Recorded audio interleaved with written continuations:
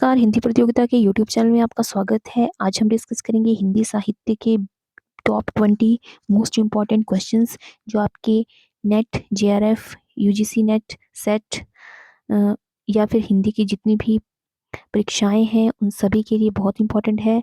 तो वीडियो को ध्यान से देखें और एंड तक बने रहें। तो पहला प्रश्न है, भाषा भूषण के रचयिता कौन है? तो भाषा भूषण के जो रचयिता है वो है जसवंत। ऑप्शन नंबर सी इसका सही आंसर है।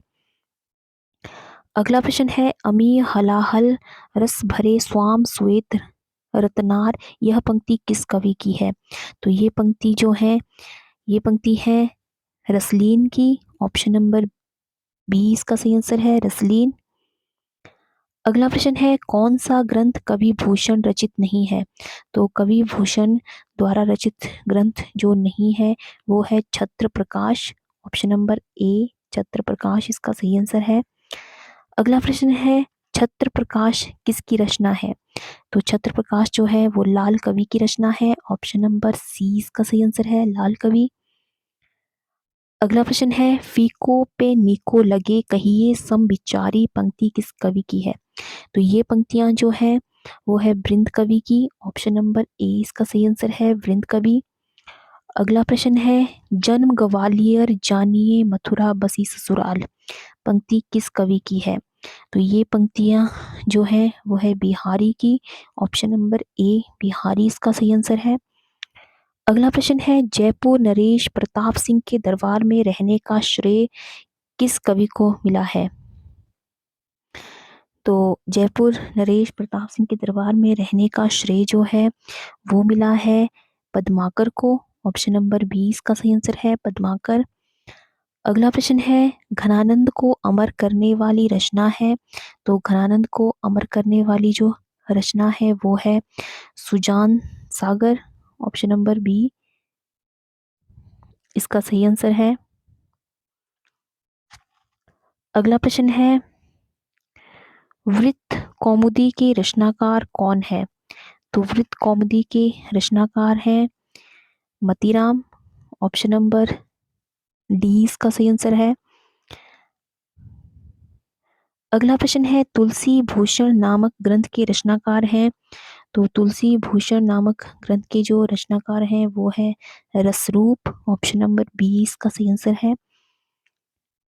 अगला प्रश्न है, व्यंग्यार्थ कौमुदी किसकी रचना है? तो व्यंग्यार्थ कौमुदी जो है वो प्रताप की रचना है। तो इसका सही आंसर है ऑप्शन नंबर बी प्रताप। अगला प्रश्न है, यमुना लहरी के रचनाकार कौन है? तो यमुना लहरी के रचनाकार हैं गवाल कवि। तो इसका सही आंसर है ऑप्शन नंबर बी गवाल कवि। अगला प्रश्न है, सैयद गुलाम नबी किस कवि का नाम है? तो सैयद गुलाम नबी जो है वो रसलीन का नाम है। ऑप्शन नंबर सी इसका सही आंसर है। अगला प्रश्न है, भानुदत्त की रसमंजरी के आधार पर रीतियाचार्यों ने किस प्रकार के ग्रंथों की रचना की? तो भानुदत्त की रसमंजरी के आधार पर रीतियाचार्यों ने जो है नायिका भेद ग्रंथों की रचना की है। तो ऑप्शन नंबर सी इसका सही आंसर है, नायिका भेद। अगला प्रश्न है, रीतिकाल का कवि नहीं है? तो इनमें से जो रीतिकाल का कवि नहीं है वो है रसखान। ऑप्शन नंबर बी इसका सही आंसर है।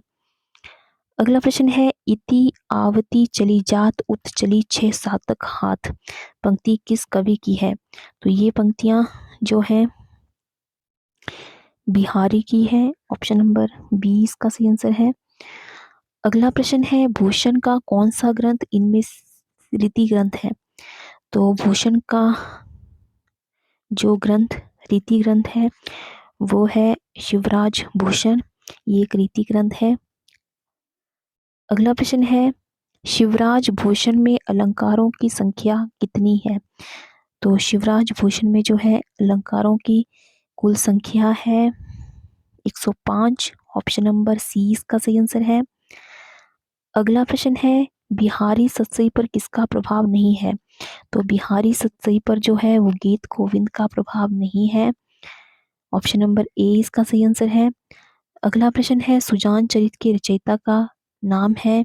तो सुजान चरित के जो रचयिता हैं वो है ऑप्शन नंबर बी सूदन। तो ये थे आज के हिंदी साहित्य से जुड़े हुए टॉप 20 क्वेश्चंस। तो आई होप आपको ये वीडियो पसंद आया हो, तो वीडियो को लाइक करें और ज़्यादा से ज़्यादा शेयर करें और चैनल को सब्सक्राइब करना बिल्कुल ना भूलें। तो आज की वीडियो में बस इतना ही, मिलते हैं एक नई वीडियो में कुछ नए प्रश्नों के साथ। तब तक के लिए जय हिंद, जय भारत।